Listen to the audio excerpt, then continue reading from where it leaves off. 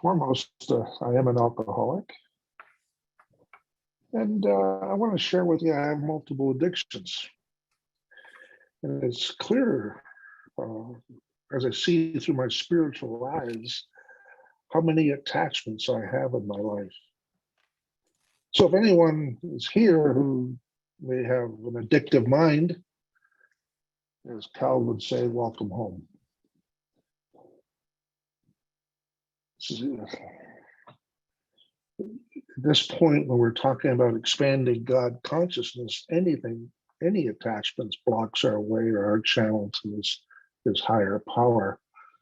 So it's great that you're here, and I hope you really walk away with something extremely valuable for you this evening. And because we're going to be talking on some interesting topics. So I belong to a group called the Agape group, which is a Greek word for unconditional love. And that as we continue on through our workshop, you're going to find that this is extremely important to me. It's probably the single most important virtue that one can live by.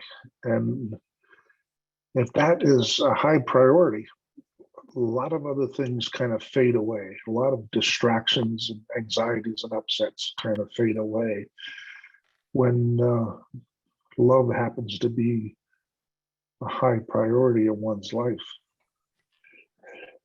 So Agape group is a meditation group, which I co-founded. That's the second group I co-founded in my Hamilton area. And it's important for me to share with you that the reason why I started the meditation group was because I wasn't meditating. I was 24 years sober. And the way I've always operated was that I had to learn more, do more, try harder, run faster, like a dog chasing its tail. And at 24 years sober, I kind of had this epiphany that I asked myself, is this all there is? You see, the great thing about in your early sobriety is that you couldn't wish for anything more than to be sober. But as you go through this process of recovery, it doesn't fade, but other things become important to you. Things like joy and peace, kindness and love, knowing full well that if I don't have those things, I am going to be tempted to drink again. So anyway, I started a meditation group because it's part of step 11, of course, and I wasn't meditating, and I knew that if I gathered a bunch of people together that would like interest, the chances of me meditating would certainly increase. And I have to tell you that it worked. There's something very special and very sacred about a group of people. In the larger microcosm of Alcoholics Anonymous, we know that. We come together, we share our life with each other, we share our recovery with each other, we share the problems that we have with life. And all of a sudden, some magical moment, we sober up and we start getting on with our lives. But you can also make a microcosm of common interest, like meditation. And if you are meditating, great. If you're not, get with a few people that are doing it. And believe me, it will make a world of difference to you. You know, back 25 years ago when I started these meditation groups, it wasn't something that was practiced a lot in AA. It wasn't really mainstream. I'm sure people had their individual practices and they're doing it fine, but it's so wonderful to see meditation being a common conversation in our recovery language today. So what do you practice? Two-way prayer, walking meditation, gardening, or yoga, or guided meditation, or silent meditation? I'm sure each of them are as good as the other in the eyes of God. You know, our time together is rapidly coming to an end. It's hard to believe that this is session 6, and I'd like to do a quick review. So, first thing I want to point out is be curious and ask yourself what areas of your life that you still hang on to with this perceived control. Notice the way I frame the question. It's not whether you have or you have not control, but what areas do you still have control? Because I found that even I was unaware that I had control over my life or areas of my life which I had no business having control of my life. I still exerted this self-control.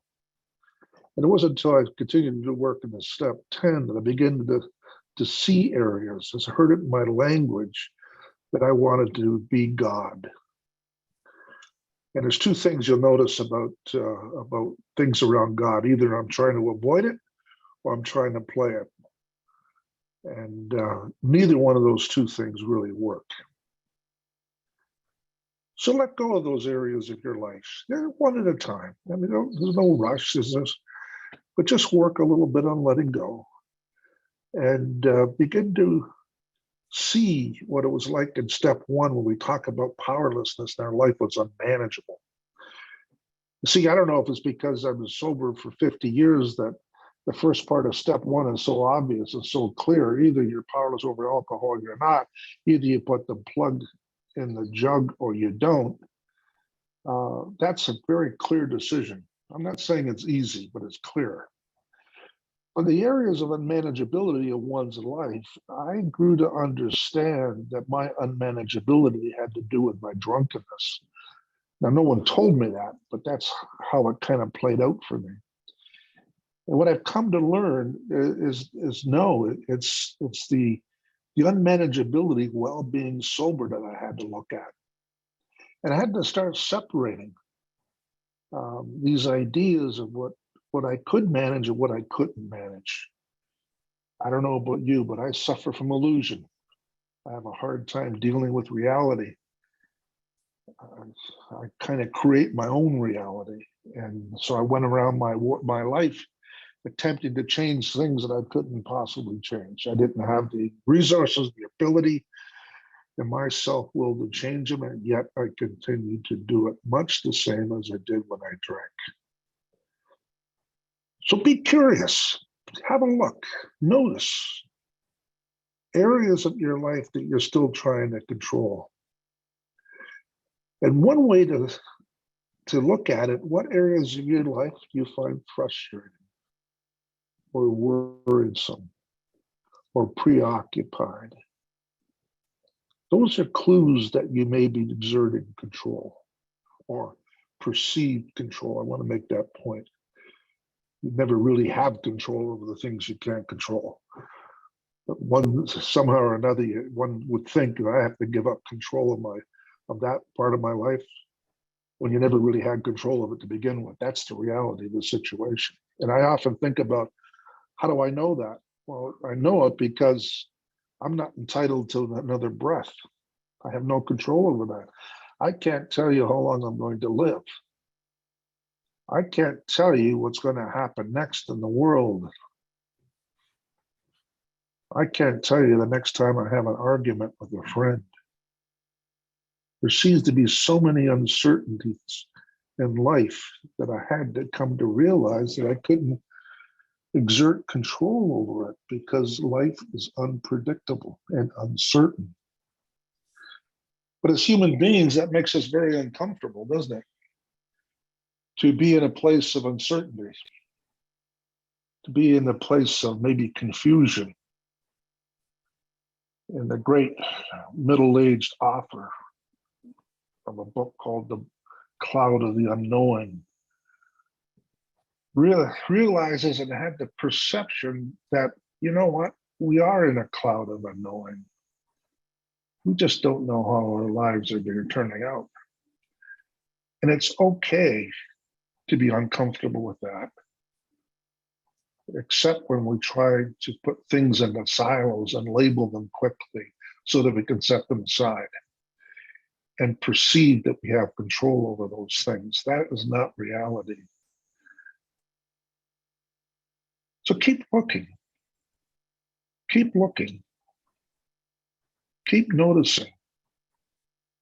And when you find yourself controlling something, not to be upset about it, just observe and start turning it over to God. And how does one do that? We do it in language. I am now prepared to turn this over to you. Please give me the understanding when I take it back that I can return it back to you, or something like that. It's in language that we practice turning things over. It's the willingness to let go of life when we're trying to squeeze and hold on to things and stop things, that we kind of just relax and open up our hands and allow the power of God to help us. Keep looking.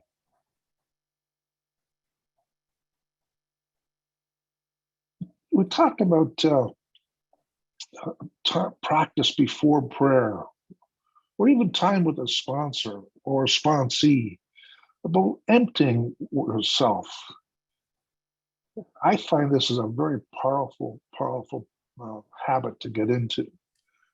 Like Anna started this meeting off beautifully with the set aside prayer. But what happens to human beings is that they get distracted.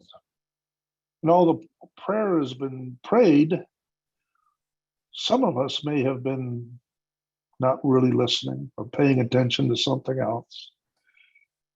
So we didn't get the benefit of that prayer.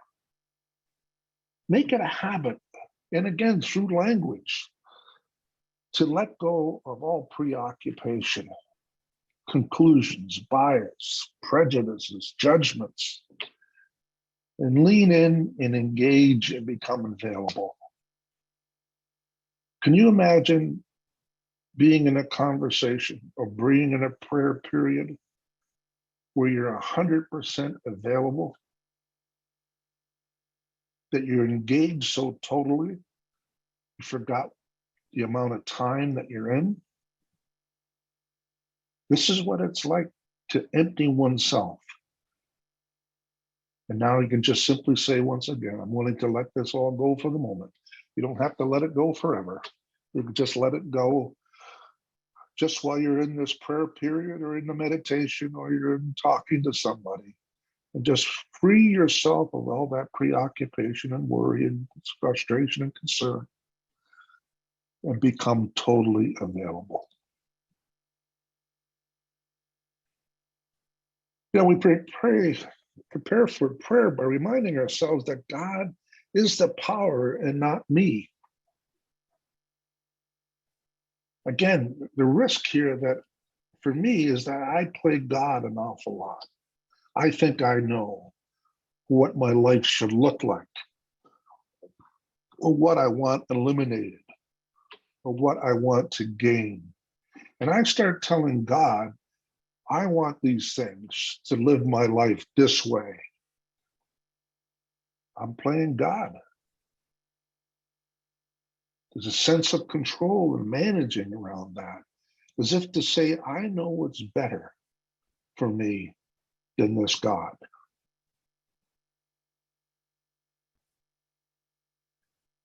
We do meet God. We have a conscious contact with God in prayer and meditation, and really become respectful of the holy ground in which we're walking in that moment. Be humble and consent to his presence. Now, ladies and people, I know I come from an older world where pronouns are his, and I get today it's not like that. And you have to apologize. I don't mean any harm at all. It's just what I'm used to saying. So it's his presence or her presence or love's presence. Those are things that I mean. I don't mean to indicate that this is patriarchal at all.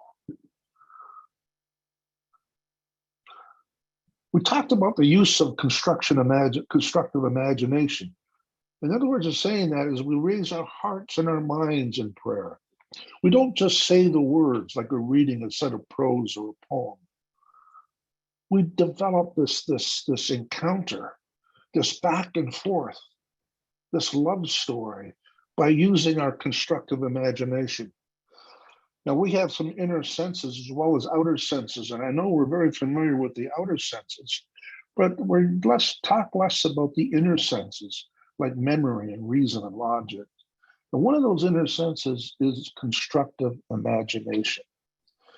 You know, when we were children, we used it automatically. It seemed to come with the territory of being a child. We constructively used our imagination through play. And we can just about imagine just about anything. You could be a pirate or a police or a nurse, explorer, or, a traveler into space, a pirate, a policeman, a fireman. However, as we grow up, we become more practical. And we lose this ability to use our imagination because we don't practice it. So when prayer is a perfect opportunity to construct your imagination in this encounter with your higher power. Now, how does one do that?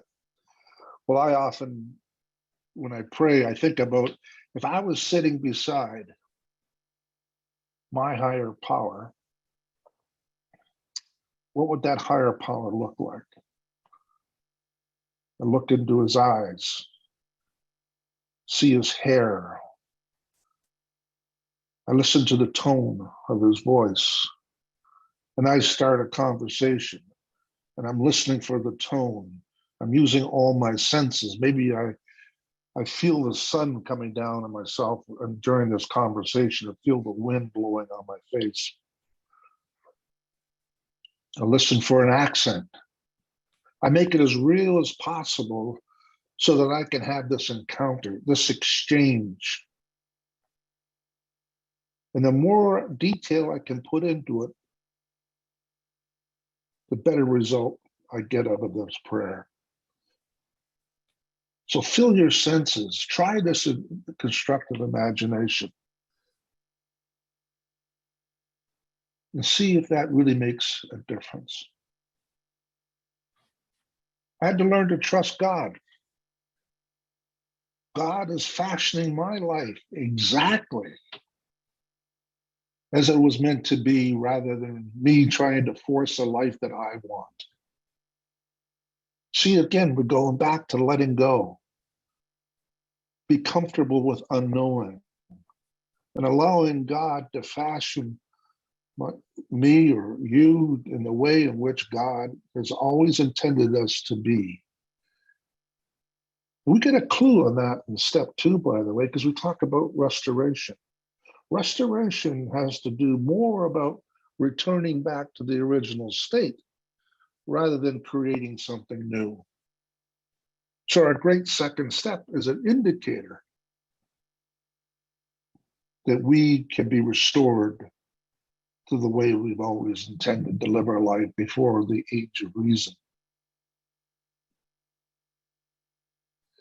Now think about prayer as an encounter, a love relationship rather than a list of wants and demands. Next, we took on, there's like 2 people inside each of us, a false self and a true self. The false self is the result of conditioning through our collective circumstances and experiences that results in our judgments about ourselves. Now, there's no way of preventing that, friends. This is what it means to live life. We are being and had been and continue to be conditioned. And as a result, we make meaning out of what's happened and happening to us. So we step away from reality, we make meaning. That's how our brain works. Our brain wants to make meaning. And meanwhile, we're creating something in ourselves that we put labels on ourselves. We come to know ourselves in certain ways, and we have evidence. And we're convinced that we're certain about who we are.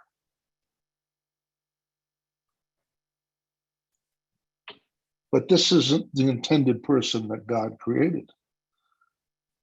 Our ego is active in the false self, which gives rise to our defects of character.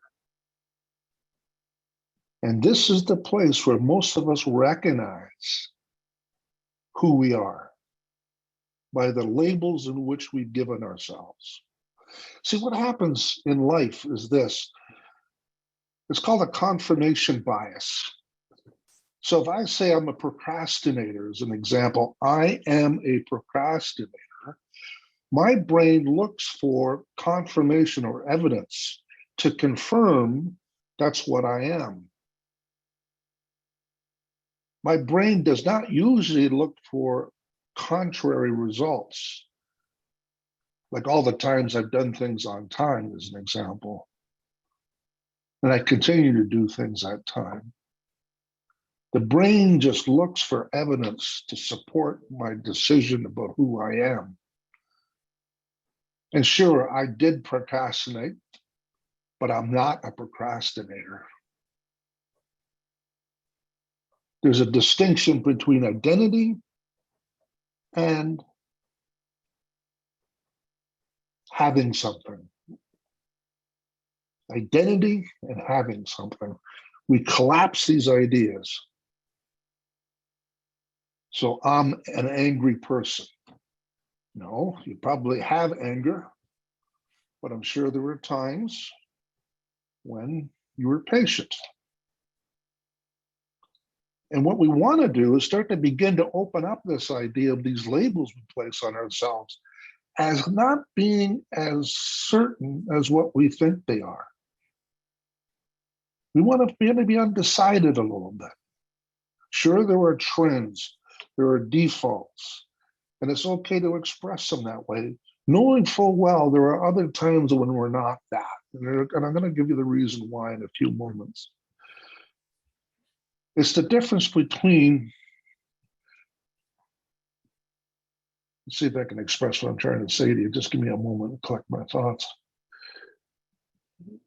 It's the difference between them not utilizing something we have rather than not having it to begin with. I hope that's relatively clear because it's an important piece with what the work we're doing tonight. In other words, sometimes we pray for patience, but we already have patience. And maybe patience is underutilized. So the practice of patience needs to take place. Maybe we seek to understand rather than to be understood in that great St. Francis prayer. Meanwhile, what we already have is the ability to understand. And something interferes with that so that we want to be understood. But we have it as virtue already. So we come to know ourselves through this self-created egoic human being that we created, that we put labels on.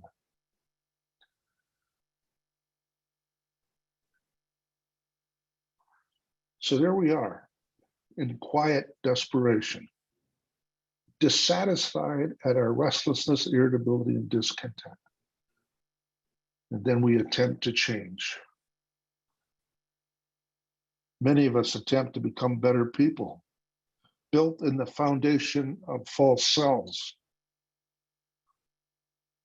You see? It's like putting a chocolate icing on mud pies. We're trying to get better at our false self. Did you see the irony here?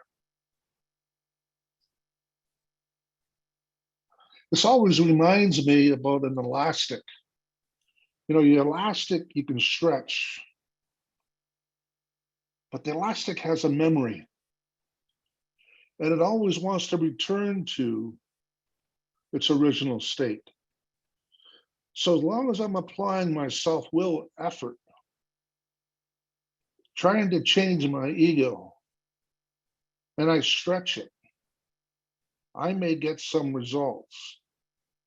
But the moment I let go, the moment I become distracted, that elastic band relaxes and goes back to its original place.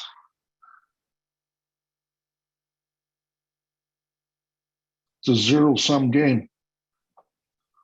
Yeah, but is there another possible way? Don't I need to change?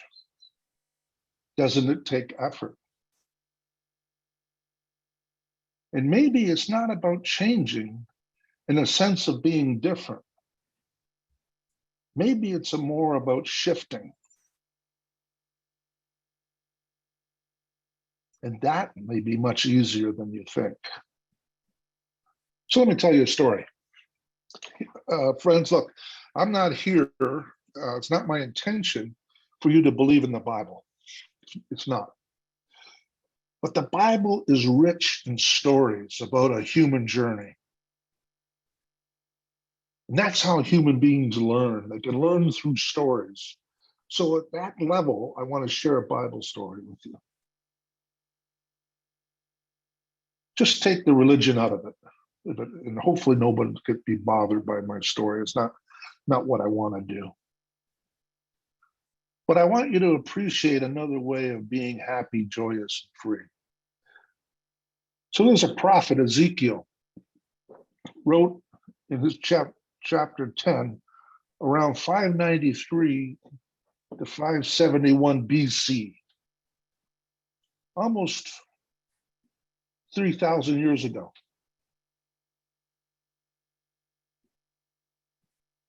And he wrote that the Shekinah of Yahweh had left the temple. The Shekinah of Yahweh means the glory of God. The Shekinah of Yahweh. And why is the temple so important to the Israelites? See, the temple, they believed, is where God and humanity met. And Norrin, a friend I met here in San Antonio, taught me the Celtics believe a thin place. A thin place meaning where heaven and earth meet. So in that respect, the Israelites thought their temple was a thin place, a place where this Shekinah of Yahweh, the glory of God, met the misery of the human people. And in this temple, there was called a mercy seat, where misery of sinful humanity met the mercy of God. Now, I know sin has a religious connotation as well, but let's kind of examine the word and be free of that. It's an English word that comes from a German word, Mitzunta, which gets translated back in English, can relate to sunder or breaking apart. See, the defects of character, which we call sin, is the breaking apart. It's the breaking apart of our wholeness. This ego, this false self that we created has broken apart. And what we can see are our defects of character. So in AA language, our defects of character break us apart, causing us misery. The Shekinah of Yahweh isn't in our false self. It's like Elvis left the building. So when we seek this God, this Shekinah of Yahweh in our false self, God cannot be found.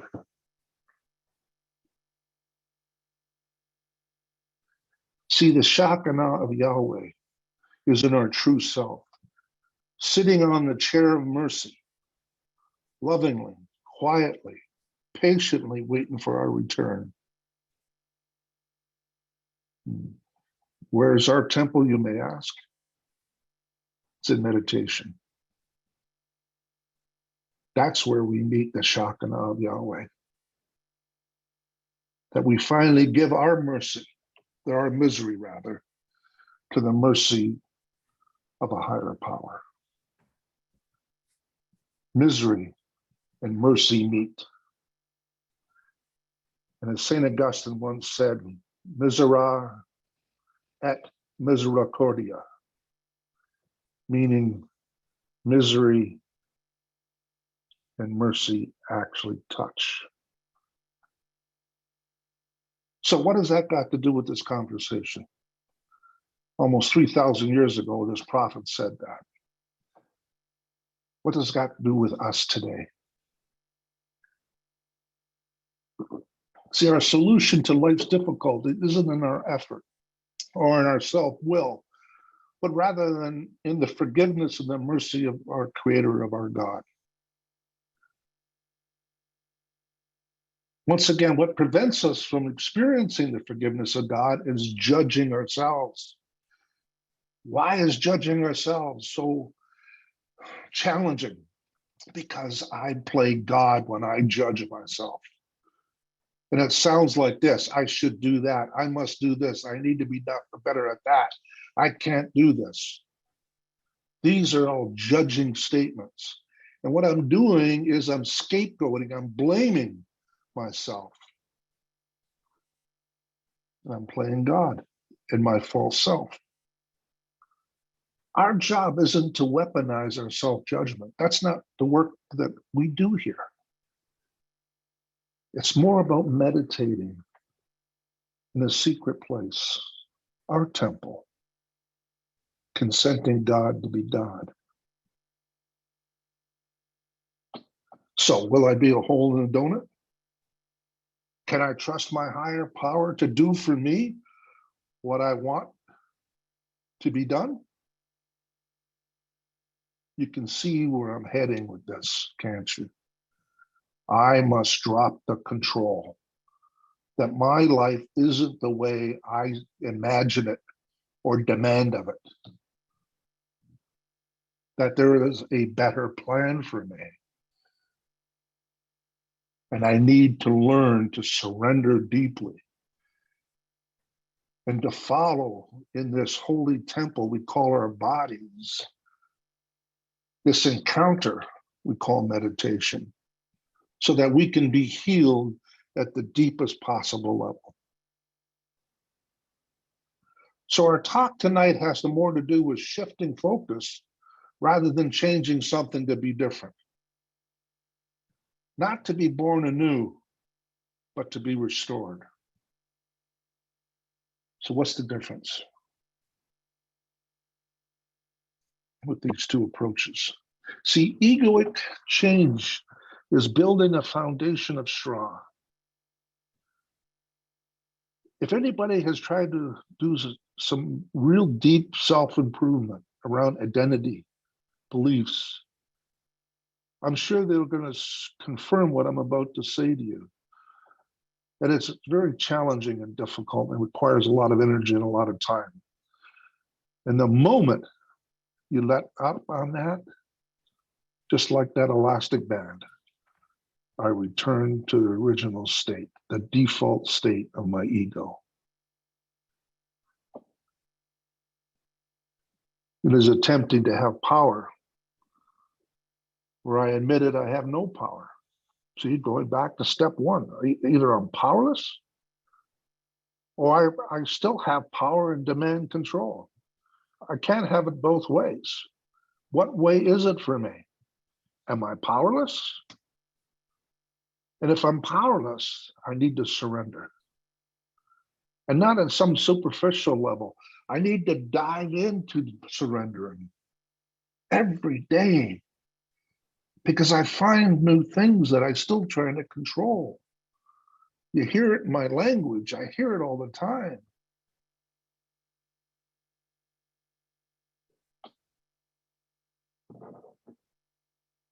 Am I willing to be restored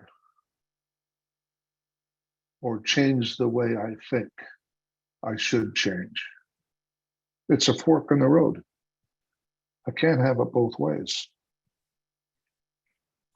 Now, shifting my focus on surrendering and giving consent to God's mercy and forgiveness will give rise to this restoration of my temple.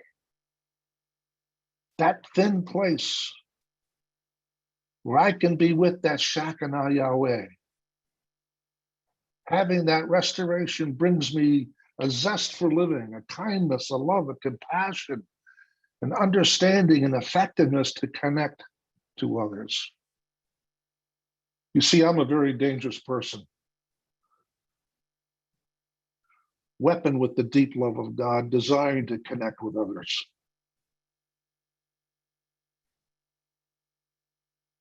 That's what significantly changed for me in my sobriety. I want to connect.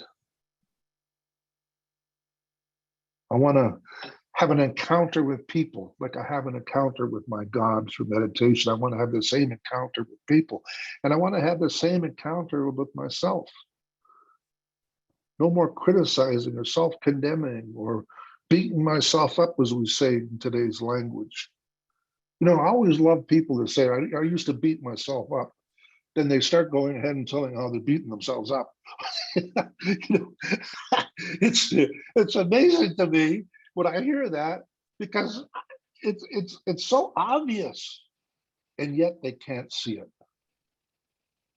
And how many times have I been there beating myself up and I couldn't see it? And what I was trying to do was honorable. I was trying to become a better person.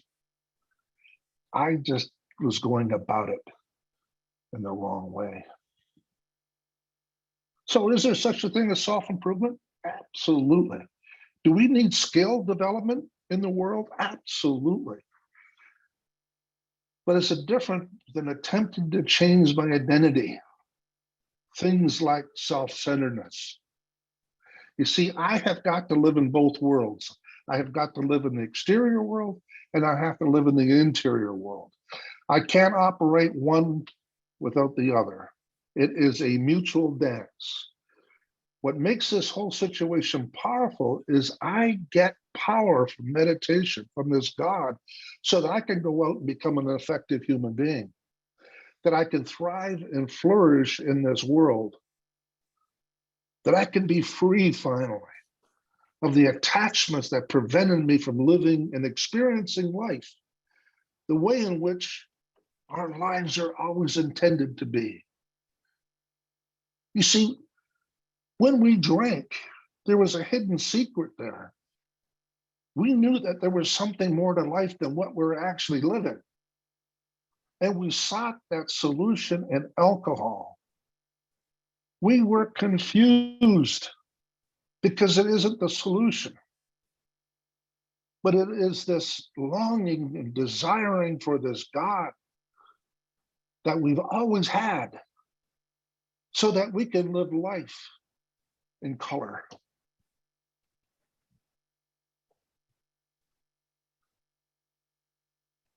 So you choose. You choose. Two directions we give out. I'm going to work on my defects of character. You hear that often. I'm going to work on my defects of character. I'm going to become better. I.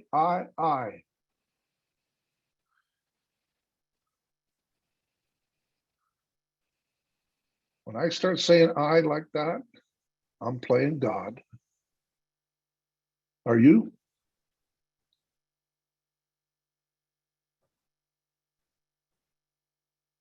So am I going to do that and live a life like that? And I lived it for a lot of years, friends. I've been sober 50 years this year. And I've tried very hard in my life to become better, to have a life that I thought I should want.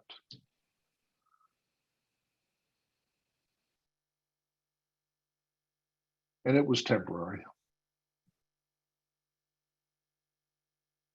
Or would you like to be restored to the true self? Restored to the identity in which you were born to have, the purpose and the meaning, the deep care for another person, including yourself, by the way, without self-judgment. so that you can feel the mercy and the love of this creator that we hold up to be and called to higher power. That changes lives. That changes hearts. That is the psychic shift. Oddly enough, we don't have to force it or do it. Now I'm going to read something from the big book. Just give me a moment. I'm getting a little dry here. Now, on page 85, into action. We react sanely and normally. And I know you'll know this person. We will find that this has happened automatically. We will see that our new attitude towards liquor has been given us without any thought or effort on our part. It just comes. That's the miracle of it. We are neither fighting it, neither we are avoiding temptation.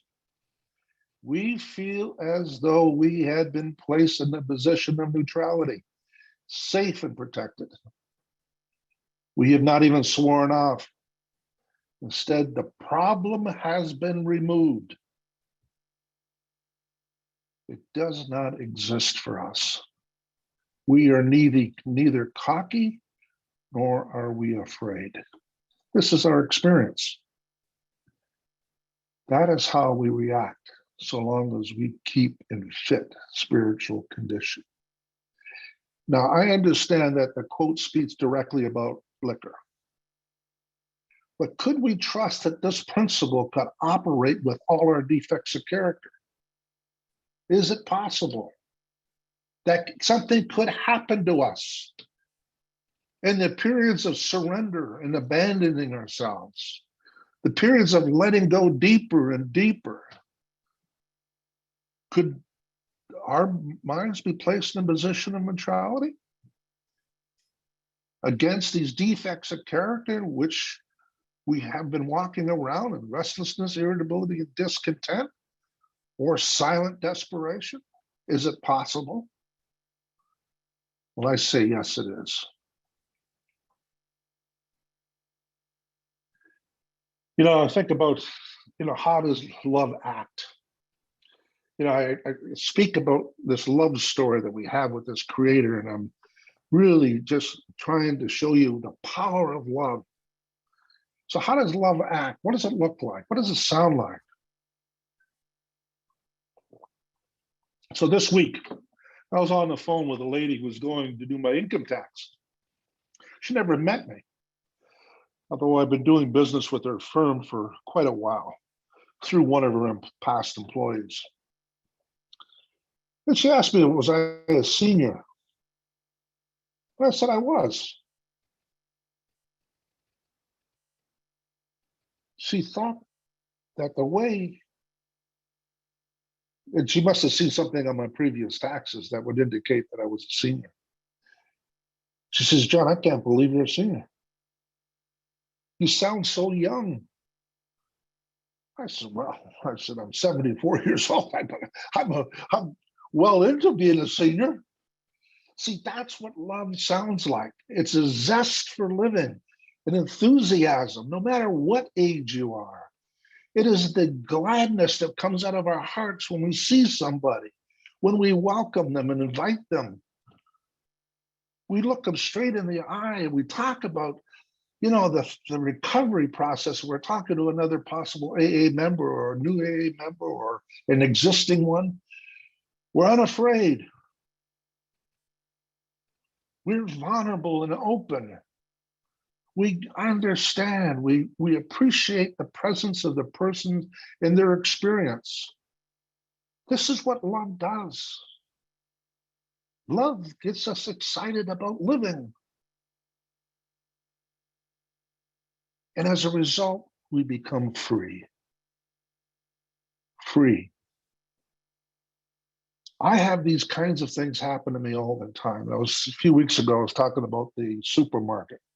And every time I go back into the supermarket, I smile to myself because I'm so delighted to be around people, looking at them, watching them, talking to them, calling them by name because of their name badges, smiling at them. Because it doesn't have to life was not like that for me. There's something has changed me dramatically over the period of the last 25 years to bring me to this state. And I believe it's the Shekinah Yahweh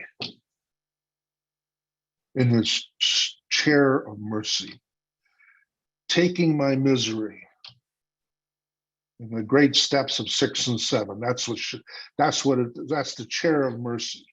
We hand it over. You see, even though we talk in today's terms in the 12 steps, these are very old ideas.